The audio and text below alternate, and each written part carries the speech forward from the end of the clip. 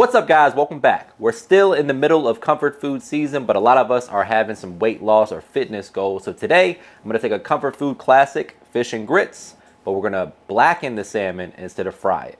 Meet me in the kitchen, let's make it happen. All right, guys, let's get the party started with the grits. For me, I like to do a blend of whole milk and chicken broth. It's gonna add a little creaminess and some flavor to the grits. The typical rule of thumb for cooking grits is a 4-to-1 ratio. So 4 cups of liquid to 1 cup of grits.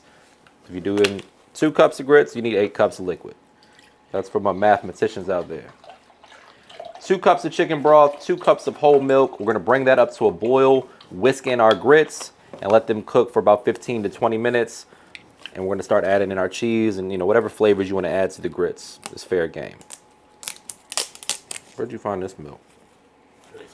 I ain't never seen this. Ready? All right, guys, so today we're doing a blackened salmon fish and grits. We're gonna do a bacon cream sauce on top. We're gonna cut that with a little, you can use like white wine or lemon juice if you're trying to avoid wine, just to add a little acidity, cut through some of the richness from the cream sauce. For the cream sauce, though, we need a shallot and some garlic. So we're gonna dice up 1 shallot. If you don't have a shallot or can't find a shallot, you can use an onion. Just a simple dice on the shallot. Keeping it simple. We're using thick cut bacon today. For my pork patrol folks out there that's avoiding the pig, you can use a beef bacon or turkey bacon if that's your thing. I don't really like turkey bacon, but hey, I'm not here to judge. There we go. Our grits are coming up to a boil. Our shallots are prepped. All right, guys, we're gonna go ahead and season the salmon. I like to leave the skin on because I enjoy the skin flavor and it's got lots of nutrients in it. If you're sick of salmon, you can follow the same exact recipe with whatever fish you like. Catfish works well here. Any kind of white fish will do well. Flounder. If you got some red drum, whatever fish is common where you're at in the world, you can definitely go with some different types of fish here. Salmon is just what I had in the fridge, so that's what we're going with today. AP and Lemon Bae, whatever seasoning you like on your salmon is fine. You can do your own blackening season if you want to. Add a little chili powder to the party, give it that look, or like some paprika of some sort. But this is my go-to combination on salmon, and it never misses. So these 2 seasonings will get the job done for us. I'm gonna pan sear it, baste it in some butter, finish it in a 400-degree oven.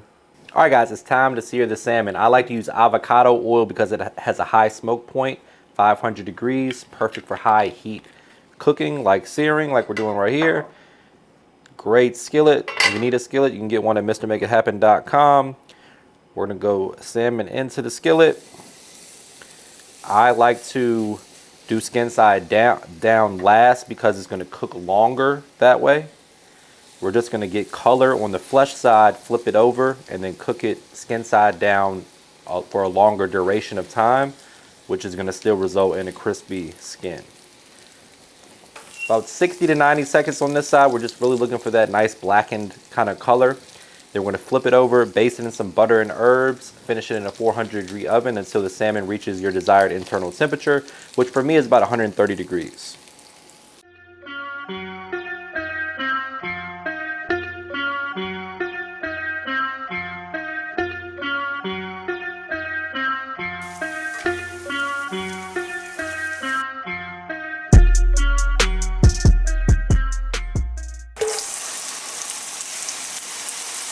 All right, guys, I know I said this could be a little bit healthier of a dish, and I really mean we're just not frying the fish because we're making our sauce with the foundation of flavor that is bacon fat. We're gonna add some shallot to that and some garlic. I'm gonna give that a good mix, hit it with a little Cajun seasoning, and then we're gonna make a roux by adding a couple tablespoons of flour. Once we do that, we're gonna cook the raw flour taste off, deglaze with a little dry white wine or lemon juice and chicken broth. For those of you that don't want to incorporate any alcohol, totally fine. Just stick with the chicken broth, a little splash of cream at the end. Add that bacon back to the party, and you got yourselves a nice bacon cream sauce. Work that flour in, make sure that it doesn't burn. Effectively just making a roux right here. That's gonna be the thickening agent for the sauce. Real simple. You wanna cook this for a good 2 minutes or so. just to make sure that there's no raw flour taste, not any grittiness. Just keep your spatula moving around.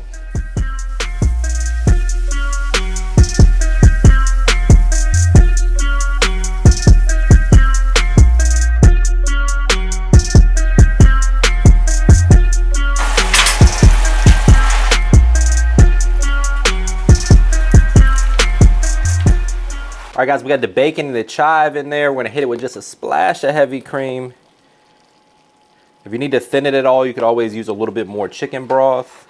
But this is like almost like a gravy-like consistency, somewhere in between a gravy and a sauce. It's gonna plate really nicely with that fish.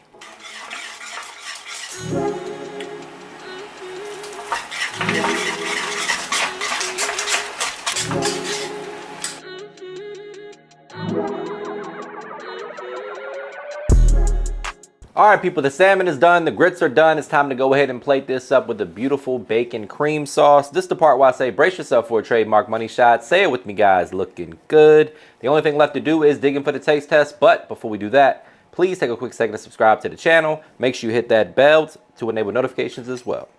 I found my fork, and I'm ready to dive in. This is a rather thin or small piece of salmon. But hey, portion control. First step to dropping a couple LBs. Here we go.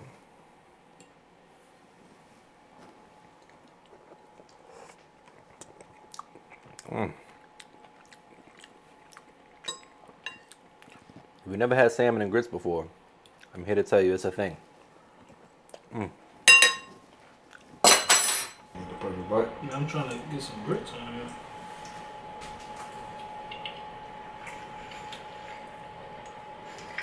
Salmon at the beginning, good crispy. Did them grits come? They ready? Yeah, that's money. Yeah. That sauce is amazing. What's up, guys? Welcome back. Fuck. Do I want to say like this is a healthier? I mean, it kinda is, right? It's not fried. Yeah, it's healthier, but we still have a comfort food.